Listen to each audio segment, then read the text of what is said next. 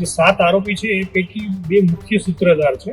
એમાં કિશનભા ભાઉભા માણેક અને મેહુલભાઈ ઉર્ફે ભૂરો કમલેશભાઈ પરમાર. આ બંને જે છે એ મહાકાલ કરી અને ગેંગ ચલાવે છે. મીઠાપુરમાં મહાકાલ ગેંગનો સૌથી મોટો પોલીસે પર્દાફાશ કર્યો હોવાની વાત સામે આવી રહી છે.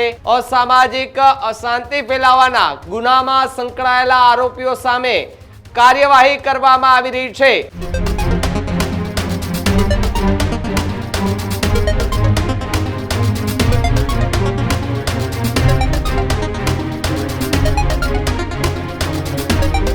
સમાચારોમાં આગળ વાત દેવભૂમિ દ્વારકાથી કરીએ તો દેવભૂમિ દ્વારકા પોલીસે સૌથી મોટી કાર્યવાહી કરી હોવાના સમાચાર અત્યારે મળી રહ્યા છે. દેવભૂમિ દ્વારકામાં મીઠાપુરમાં મહાકાલ ગેંગનો સૌથી મોટો પોલીસે પર્દાફાશ કર્યો હોવાની વાત સામે આવી રહી છે.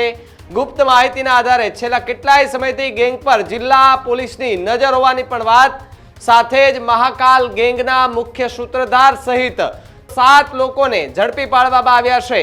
મહાકાલ ગેંગ સામે ગુજસી ટોક હેઠળ કડક કાર્યવાહી હાથ ધરવામાં આવી હોવાના સમાચાર.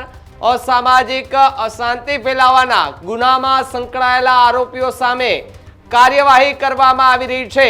આરોપીઓ એ નાણાંની ઉઘરાણી, ધમકી અને શારીરિક હિંસા સાથે સંકળાયેલા હોવાનો ખુલાસો થયો છે.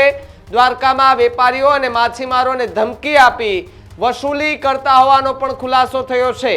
દ્વારકા એસઓજી, ટેલસેલ અને સ્થાનિક પોલીસની સંયુક્ત કામગીરી સાથે મળી અને ત્યારબાદ આ કાર્યવાહી કરવામાં આવી છે. પકડાયેલા તમામ આરોપીઓ દ્વારકા જિલ્લાના જ રહેવાસી હોવાનું ખુલ્યું છે.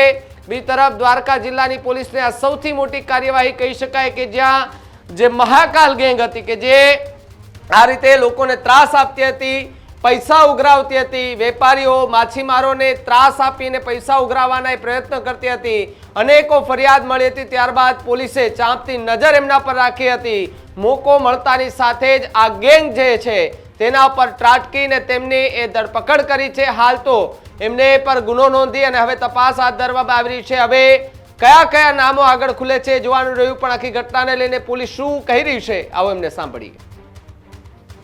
દેવભૂમિ દ્વારકા જિલ્લા પોલીસ દ્વારા તાજેતરમાં 7 આરોપી વિરુદ્ધ સીટો હેઠળ ગુનો દાખલ કરવામાં આવેલ છે. 7ની ધરપકડ કરવામાં આવેલ છે. 7 હાલ અમારા કસ્ટડીમાં રિમાન્ડ ઉપર રહેલા છે. જે 7 આરોપી છે એ પૈકી 2 મુખ્ય સૂત્રધાર છે. એમાં કિશનભા ભાઉભા માણેક અને મેહુલભાઈ ઉર્ફે ભૂરો કમલેશભાઈ પરમાર. આ બંને જે છે એ મહાકાલ કરી અને ગેંગ ચલાવે છે. એ મહાકાલનું ટેટુ પણ રાખે છે અને બાઇક ઉપર પણ એ પ્રકારની લખી અને મુખ્ય કામ છે આ લોકોનું એ મીઠાપુર વિસ્તારમાં કોઈ પણ દુકાનમાં જઈ અને સામાન લઈ પછી એને પૈસા નહીં આપવા, પૈસાની ઉઘરાણી કરે તો એને માર. એ ઉપરાંત વાહનમાં બેસવું રસ્તો રોકીએ. જો કોઈ અવર જવર કરનાર વ્યક્તિ છે એને ટપારે અથવા પૂછે કે તું રસ્તામાં કેમ બેઠો, તો પણ એની સાથે મારકૂટ કરવી, દાદાગીરી કરવી, આ પ્રકારની પ્રવૃત્તિ ચલાવે છે. ઉપરાંત પણ એક અમે ગુનો પણ જે દાખલ કર્યો છે, વિસ્તાર નાણાંનો કરી અને બળજબરીથી ધાક ધમકી આપી અને એક્સટોર્શન પૈસા કઢાવી લેવા, એ પ્રકારનો પણ ગુનો દાખલ કરેલ છે. ઉપરાંત એટ્રોસિટી એક્ટ હેઠળ પણ એની પર ગુનો દાખલ થયો છે. અને આ લોકોને ગેંગમાં બીજા 5 સભ્યો છે. એમ મળીને કુલ 7 વ્યક્તિઓ ગેંગ ચલાવે છે. 7 વ્યક્તિ વિરુદ્ધ અલગ અલગ પ્રકારના 13 ગુનાઓ દાખલ થયો છે. એટલે મુખ્યત્વે આ પોલીસ સ્ટેશન વિસ્તારમાં આ લોકોનો આશય એ છે કે આ પ્રકારના 7 એકબીજાનું મેળાપીપણું કરી અને એકબીજાની મદદ કરી અને ગુનાહિત પ્રવૃત્તિ આચરવી, લોકોમાં ભયનો માહોલ ઊભો કરવો અને લોકોના ભયનો જે માહોલ છે એનો ઉપયોગ કરી અને પૈસા પડાવવા, જેથી અમે આ 7 વિરુદ્ધ સીધો ગુનો દાખલ. સર, આ લોકોએ ક્યારે અપહરણ કેવા કોઈ ગુનામાં?